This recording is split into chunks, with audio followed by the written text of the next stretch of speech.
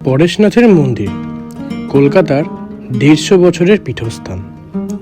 মানিকতলা থেকে এগিয়ে এসে গৌরীবাড়ির দিকে গেলে পথে পড়বে বদ্রীদাসের মন্দির স্ট্রিট। এই পথেই পড়বে জৈন সম্প্রদায়ের গুরুত্বপূর্ণ ধর্মীয় স্থান পরেশনাথ মন্দির। শ্যামবাজারে নেমে বাসে করে গৌরীবাড়ি স্টপেজ থেকে ডান দিকের গলি দিয়ে 2 থেকে 3 মিনিট হাঁটা পথে আপনারা পৌঁছে যাবেন পরেশনাথ মন্দিরে।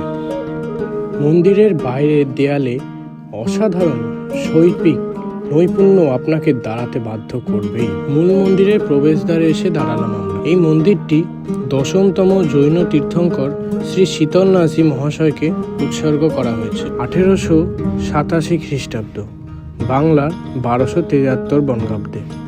রায় বদ্রীনাথ বাহাদুর মুকিম নামক এক প্রভাবশালী জৈন ব্যক্তি এই মন্দিরটি স্থাপন করেন। মন্দিরটি প্রতিষ্ঠার দায়িত্বে ছিলেন শ্রী কল্যাণ সুরেশ্বরজি মহারাজ। এখানে অনেক বিদেশি পর্যটকেরও সমারোহ ঘটে থাকে।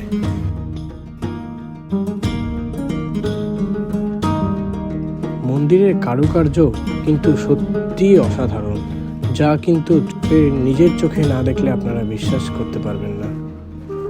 মন্দির খোলা থাকে সকাল 6:30 থেকে বেলা 11:30 পর্যন্ত, আবার বিকেল 3:30 থেকে 7টা পর্যন্ত। মূল মন্দিরের ভেতরে কিন্তু আপনাদের কোনো রকম মোবাইল বা ফটোগ্রাফি অ্যালাউ নেই। এই মন্দিরের ভেতরেই আছে জৈন আচার্য জিন দত্ত কুশলশ্বরীর পদচিহ্ন, এবং এই মূল মন্দিরের ভিতরেই একটি প্রদীপ জ্বলে, যেটা 1887 খ্রিস্টাব্দ থেকেই একভাবে জ্বলে আসছে। মূল মন্দিরের ডান দিকেই রয়েছে একটা অভিবাদন কক্ষ। যদিও এটা মন্দিরের অংশ, তবুও দেখলাম এখানে নতুন প্রজন্মের বা ইয়ং জেনারেশন কিন্তু এখানে রিলস আর ফটোশ্যুটের জন্য এই জায়গাটিকেই বেছে নিয়েছেন। মন্দিরের মূল গেট থেকে প্রবেশ করেই ডান দিকে কিন্তু আপনাদের এই জলাশয় চোখে পড়বে, যার মধ্যে অনেক মাছ আপনি দেখতে পারবেন। পরেশনাথের মন্দির থেকে বেরিয়ে আপনাদের চোখে পড়বে আরও 2টি মন্দির।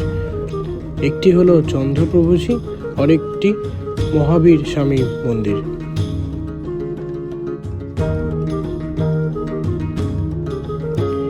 এটি হলো দাদাজিউর টেম্পল।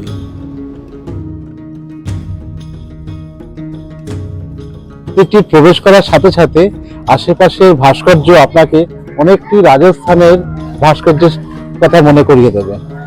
খুব সুন্দর এই নিদর্শন, যা কিনা নিজের চোখে না দেখলে কখনোই উপলব্ধি করা সম্ভব না। এই মন্দিরটি ঘিরেও রয়েছে একটি জলাশয়। এই জলাশয়ের মধ্যে আপনারা বিভিন্ন রকমের মাছ দেখতে পারবেন।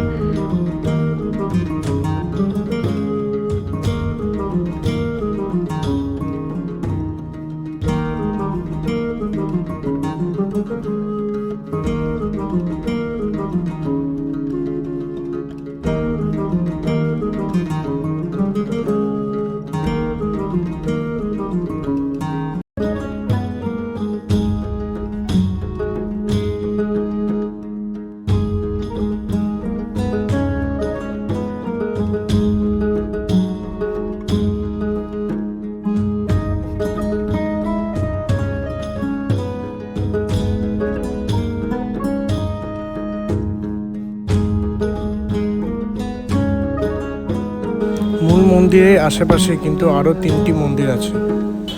আমরা এখন সেই মন্দিরগুলোই ঘুরে দেখতে চলেছি।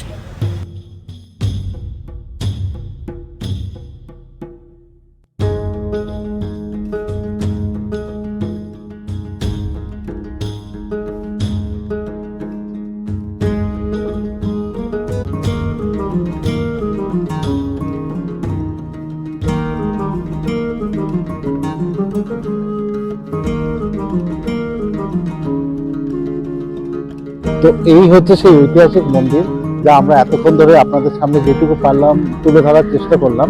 মন্দিরের এই সৌন্দর্য কিন্তু আপনারা মোবাইলের স্ক্রিনে দেখে উপলব্ধি করতে পারবেন না। আপনারা যদি স্বয়ং নিজে এসে এই মন্দিরটি একবার দর্শন করেন, নিজের চোখে যদি দেখেন, তাহলে কিন্তু সত্যি মন্দিরের এই সৌন্দর্য কিন্তু অতুলনীয়। তো আপনাদের সকলকে একটাই অনুরোধ কি আপনারা পরিবার শুদ্ধ আসুন এবং এই মন্দিরের পারিপার্শ্বিক সৌন্দর্য, মন্দিরের সৌন্দর্য নিজের চোখে উপলব্ধি করুন। তো আজকের এই ভিডিও আমরা এখানেই শেষ করছি। এই পরেশনাথ টেম্পলের সামনে। তো যদি ভিডিওটি অবশ্যই ভালো লেগে থাকে অবশ্যই লাইক করবেন, কমেন্ট করে জানাবেন কেমন লাগলো, আর সবাইকে ভিডিওটি প্লিজ সবাই শেয়ার করে দিন। যারা আমাদের চ্যানেলে নতুন তারা কিন্তু অবশ্যই চ্যানেলটি সাবস্ক্রাইব করে নেবেন এসএনজি ব্লগে, আর সবাইকে আরো শেয়ার করুন যেন আমাদের ভিডিওটা আরো সবার কাছে পৌঁছায়। তো ফিরছি আমরা আবার একটি নতুন কোনো গল্প নিয়ে, নতুন একটি ভিডিও নিয়ে খুব তাড়াতাড়ি। ততক্ষণ সবাই ভালো থাকুন, সুস্থ থাকুন। টাটা। টাটা।